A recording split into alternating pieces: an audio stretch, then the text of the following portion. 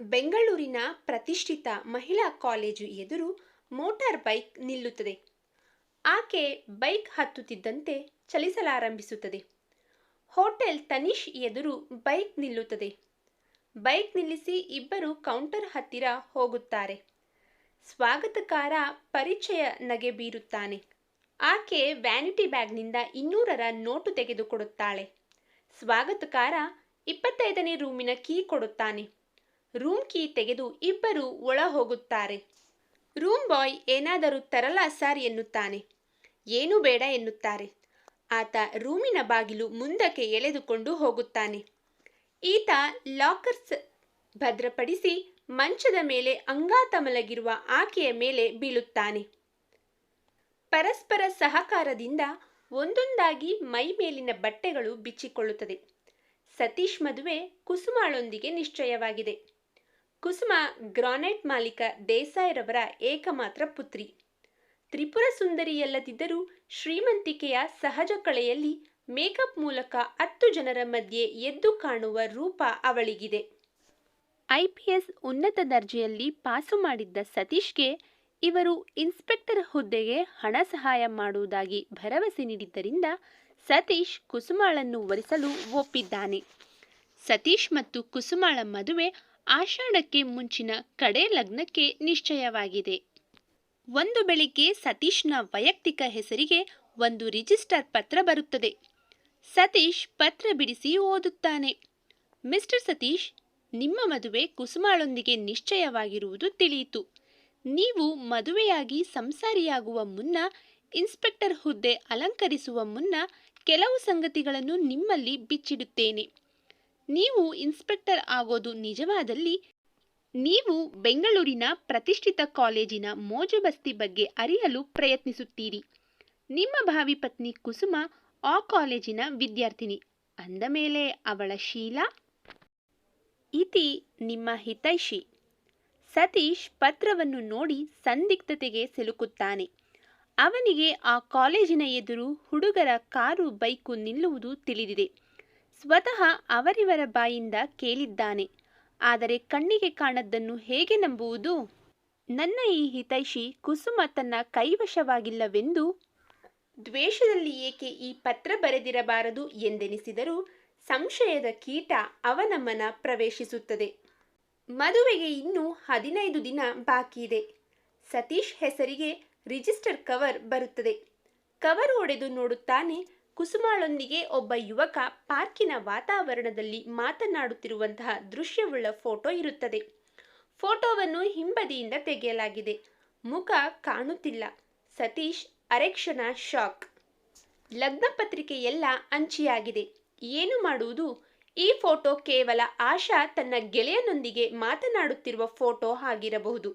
ಆಕೆಯನ್ನು ನನ್ನಿಂದ ದೂರ ಮಾಡಲು ಯಾರೋ ಸಂಚು ಹೂಡಿರಬಹುದು. ಫೋಟೋದಲ್ಲಿ ಮಾತನಾಡುತ್ತಿದ್ದಾಳೆ ಎಂಬ ಕಾರಣಕ್ಕೆ ಇಬ್ಬರಿಗೂ ದೈಹಿಕ ಸಂಪರ್ಕವಿದೆ ಎಂದು ಹೇಗೆ ನಂಬುವುದು? ಯೋಚಿಸಿ ಯೋಚಿಸಿ ಚಿಂತೆಯ ಮಡುವಿನಲ್ಲಿ ಮುಳುಗುತ್ತಾನೆ ಸತೀಶ್. ಧಾರೆಗೆ ಇನ್ನೂ 3 ದಿನ ಬಾಕಿ ಇದೆ. ಸತೀಶ್ ಹೆಸರಿಗೆ ಮತ್ತೊಂದು ಪಾರ್ಸಲ್ ಬರುತ್ತದೆ. ಪಾರ್ಸಲ್ ಹೊಡೆದರೆ ಅದು ಕ್ಯಾಸೆಟ್. ಸತೀಶ್ ಆ ಕ್ಯಾಸೆಟನ್ನು ಟೇಪ್ ರಿಕಾರ್ಡರ್ಗೆ ಹಾಕಿ ಬಟನ್ ಹೊತ್ತುತ್ತಾನೆ. ಹೆಣ್ಣು ತಾನು ಮೆಚ್ಚಿದವನಿಗೆ ತನ್ನ ಸರ್ವಸ್ವವನ್ನು ಒಪ್ಪಿಸುತ್ತಾಳಂತೆ. ಅಂದ ಮೇಲೆ ನೀನು ನನ್ನನ್ನು ಇಷ್ಟಪಟ್ಟಿದ್ದೀಯ ಎಂದು ಅರ್ಥವಲ್ಲವೇ? ಆದರೆ ನಿನ್ನ ಮದುವೆ ಸತೀಶ್ನೊಂದಿಗೆ ನಿಶ್ಚಯವಾಗಿದೆ. ಇದು ಹೇಗೆ ಸಾಧ್ಯ ಎಂಬ ಗಂಡಸಿನ ಧ್ವನಿ ಕೇಳಿಬರುತ್ತದೆ. ಅದಕ್ಕೆ ಒಂದು ಹೆಣ್ಣು ಧ್ವನಿ, ನಾನು ಇಷ್ಟಪಟ್ಟಿದ್ದು ನಿನ್ನಲ್ಲ, ನಿನ್ನಿಂದ ದೊರಕಿದ ಕ್ಷಣಿಕ ಸುಖವನ್ನು. ಇದಕ್ಕಾಗಿ ನಾನು ನಿನಗೆ ಹಣ ಕೊಟ್ಟಿದ್ದೀನಲ್ಲ ಎನ್ನುತ್ತದೆ. ನಾನು ನಿರುದ್ಯೋಗಿ ನಿಜ. ನಿನಗೆ ಸುಖ ನೀಡಿ ಹಣ ಪಡೆದಿದ್ದೂ ನಿಜ. ಆದರೆ ನಿನ್ನ ತಂದೆಯ ಹಣದಿಂದ ನನಗೆ ಯಾವುದಾದರೂ ಹುದ್ದೆ ಪಡೆಯಬಹುದೆಂಬ ಉದ್ದೇಶದಿಂದ ಹಾಗೂ ನೀನು ಅವರ ಏಕಮಾತ್ರ ಪುತ್ರಿ ಎಂಬ ದುರಾಸೆಯಿಂದ. ಆದರೆ ಸ್ಟಾಪ್ ಇಟ್. ನೀನೊಬ್ಬ ಉಂಡ ಮನೆಗೆ 2 ಬಗೆಯುವ ಕ್ರೂರಿ. ಒಂದು ತಿಳಿದುಕೋ, ಕಾಸು ಪಡೆದು ಸುಖ ನೀಡಿದ ನೀನು ಅಷ್ಟಕ್ಕೆ ಸೀಮಿತ. ನನ್ನ ಮನೆ ಪ್ರವೇಶಿಸುವ ಯೋಗ್ಯತೆ ನಿನಗಿಲ್ಲ. ನೀನೊಬ್ಬ BCom 3rd class. Satish IPS 1st class. Mind it. ಸತೀಶ್ಗೆ ತಲೆ ಚಿಟ್ ಎನಿಸಿ ಕ್ಯಾಸೆಟ್ ನಿಲ್ಲಿಸುತ್ತಾನೆ. ಆ ಧ್ವನಿಗಳನ್ನು ಸತೀಶ್ ಇಲ್ಲಿಯವರೆಗೂ ಕೇಳಿಯೇ ಇಲ್ಲ. ಸತೀಶ್ ಕುಸುಮಾಳ ಮದುವೆ ಹಿರಿಯರೇ ನಿಶ್ಚಯ ಮಾಡಿದ್ದರು.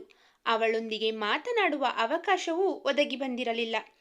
ಅವಳೊಂದಿಗೆ ಮಾತನಾಡಲು ನಿರ್ಧರಿಸಿ ಭಾವಿ ಮಾವನ ಮನೆಗೆ ಹೋಗುತ್ತಾನೆ ಸತೀಶ್. ಕುಸುಮ ಮನೆಯಲ್ಲಿ ಇಲ್ಲದೆ ಗೆಳತಿಯರಿಗೆ ಲಗ್ನ ಪತ್ರಿಕೆ ಹಂಚಲು ಹೋಗಿರುತ್ತಾಳೆ ಎಂದು ಅವರ ಅತ್ತೆ ಹೇಳುತ್ತಾರೆ. ಇದರಿಂದ ನಿರಾಶನಾಗಿ ಮನೆಗೆ ಹಿಂದಿರುಗುತ್ತಾನೆ.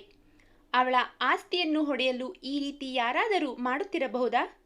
ಸತೀಶ್ನ ಮನ ಅಶಾಂತಿಯಿಂದ ನಲುಗುತ್ತದೆ. ಸತೀಶ್ ಮತ್ತು ಕುಸುಮಾಳ ಮದುವೆ ಸಂಭ್ರಮ ಗರಿಗೆದರಿದೆ. 12 ಗಂಟೆಗೆ ಮುಹೂರ್ತ ನಿಗದಿಯಾಗಿದೆ. ಶಾಸ್ತ್ರ ಸಂಪ್ರದಾಯಗಳು ನಡೆಯುತ್ತಿದೆ. ವಧುವರರನ್ನು ಆಶೀರ್ವಾದಿಸಲು ಜನ ಸೇರುತ್ತಿದ್ದಾರೆ. ಆಗ ಸತೀಶ್ ತಂದೆ ಬಂದು, ಸತೀಶ್, ನಿನಗೆ ಫೋನ್ ಕಾಲ್ ಬಂದಿದೆ ನೋಡು ಎನ್ನುತ್ತಾರೆ. ಸತೀಶ್ ಅನುಮಾನದಿಂದಲೇ ಫೋನ್ ಎತ್ತುತ್ತಾನೆ.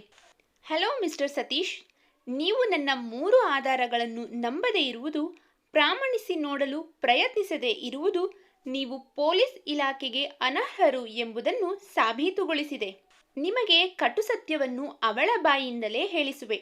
ಆಗಲಾದರೂ ನೀವು ನಂಬುತ್ತೀರೋ ನೋಡೋಣ.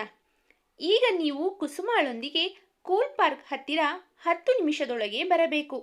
10 ನಿಮಿಷದಲ್ಲಿ ಬರದಿದ್ದರೆ ಮತ್ತೆ 5 ನಿಮಿಷದಲ್ಲಿ ನಾನೇ ಅಲ್ಲಿಗೆ ಬರುತ್ತೇನೆ. ಮದುವೆಗೆ ಸೇರಿರುವ ಜನರ ಮುಂದೆ ನಾನು ಈಗಾಗಲೇ ಕಳುಹಿಸಿರುವ ಕಾಗದ, ಫೋಟೋ, ಕ್ಯಾಸೆಟ್ ಬಹಿರಂಗ ಮಾಡುತ್ತೇನೆ.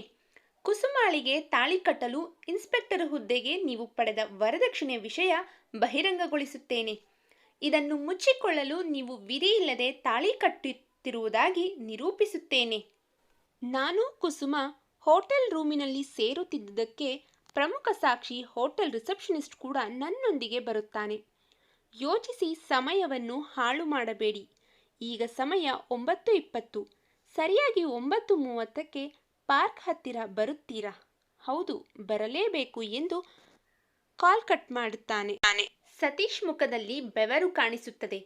ಅಲ್ಲೇ ಇದ್ದ ಮೋಟಾರ್ ಬೈಕ್ನ ಕೀ ಪಡೆದು ಸೀದಾ ವಧುವಿನ ರೂಮಿನತ್ತ ನಡೆದು, ಕುಸುಮ 1 ನಿಮಿಷ ಹೊರಗೆ ಬಾ ಎಂದು ಕರೆದು ಆಕೆ ಹೊರ ಬಂದೊಡನೆ ಅವಳ ಕೈ ಹಿಡಿದು ಬೈಕಿನಲ್ಲಿ ಕೂರಿಸಿಕೊಂಡು ಬೈಕ್ ಸ್ಟಾರ್ಟ್ ಮಾಡುತ್ತಾನೆ. ಏನು ನಿಮ್ಮ ಹುಡುಗಾಟ? ಕುಸುಮ ಗಾಬರಿ ಮಿಶ್ರಿತ ಅಸಹನೆಯ ಧ್ವನಿಯಿಂದ ಕೇಳುತ್ತಾಳೆ. ಬೈಕ್ನ ಸದ್ದಿನಲ್ಲಿ ಆಕೆಯ ಧ್ವನಿ ಸರಿಯಾಗಿ ಸತೀಶ್ಗೆ ಕೇಳುವುದಿಲ್ಲ. ಕುಸುಮ, ನೀನು ಓದಿದ್ದು ಆ ಕಾಲೇಜಿನಲ್ಲ? ಸತೀಶ್ ಪ್ರಶ್ನಿಸುತ್ತಾನೆ. ಹೌದು, ಏಕೆ? ಉತ್ತರಿಸಿ ಪ್ರಶ್ನಿಸುತ್ತಾಳೆ ಕುಸುಮ. ನೀನು ಓದುವಾಗ ಯಾರನ್ನಾದರೂ ಪ್ರೀತಿಸಿದ್ದ? ಮರುಪ್ರಶ್ನೆ ಹಾಕುತ್ತಾನೆ. ಇಲ್ಲ. ಯಾಕೆ? ಮತ್ತೆ ಉತ್ತರಿಸಿ ಪ್ರಶ್ನಿಸುತ್ತಾಳೆ. ಹೋಗಲಿ, ಯಾರನ್ನಾದರೂ ಕಾಮಿಸಿದ್ದು ಉಂಟಾ? ಮತ್ತೊಂದು ಪ್ರಶ್ನೆ ಎಸೆಯುತ್ತಾನೆ. ಕುಸುಮ ಈಗ ಮಾತನಾಡುವುದಿಲ್ಲ.